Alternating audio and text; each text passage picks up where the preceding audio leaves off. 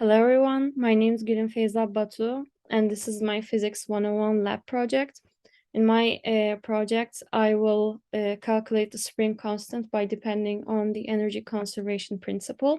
So my aim is to calculate the spring constant by using the conversion between the kinetic energy and the elastic potential energy. My materials and experiment setup are like the following.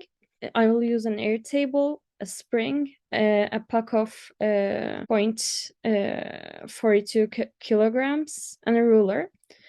So in my experimental setup, the spring is fixed to the corner of the airtable, which I will push onto it like this. And my spark timer is set to 40 milliseconds.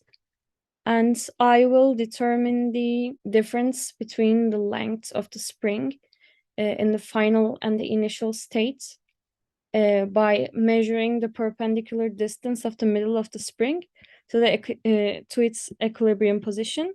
So basically, I will measure from here to here. After I turn on the airtable and the spark timer, I will release the puck, and then the location points for each time interval will be measured by a ruler, and I will calculate their velocity, and I will repeat this experiment to minimize the error rate. And here in these figures, you can see that I measured the real K constant value of the spring. When there is no weight attached to it, the spring is 5.8 centimeters long.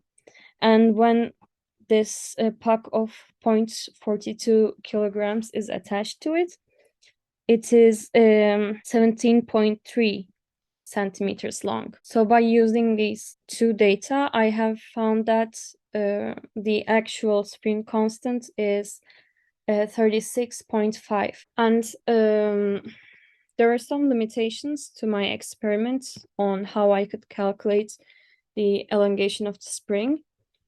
So normally the spring is like this when the puck is pushed onto it.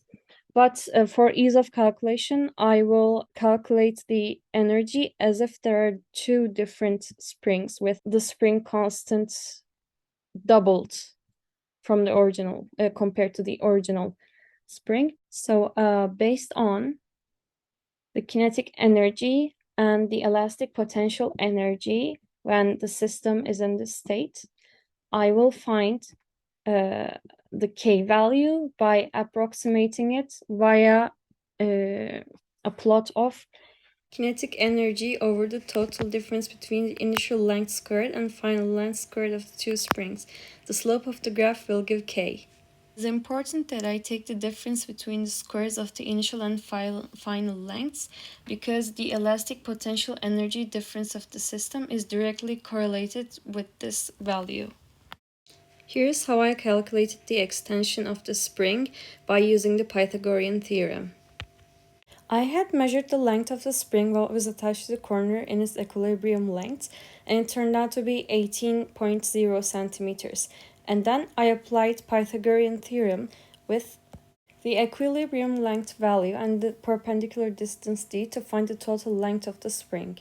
Now I will show you how I did my experiment with a video.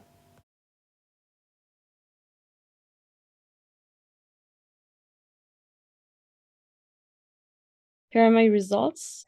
These are the location points over time. I divided 13 by 40, 27 by 80, like this. In this way, I found the average velocity in each time interval, and then I took the average of these three, and I did the same thing for each run. And then here I calculated the kinetic energy of the puck for each run by using the average velocities that I calculated here. And the final length of the spring here refers to when the puck is released from the spring. So actually the final length of spring here actually refers to its equilibrium length here. So I calculated the difference between the stretch of each state, and then I made a plot.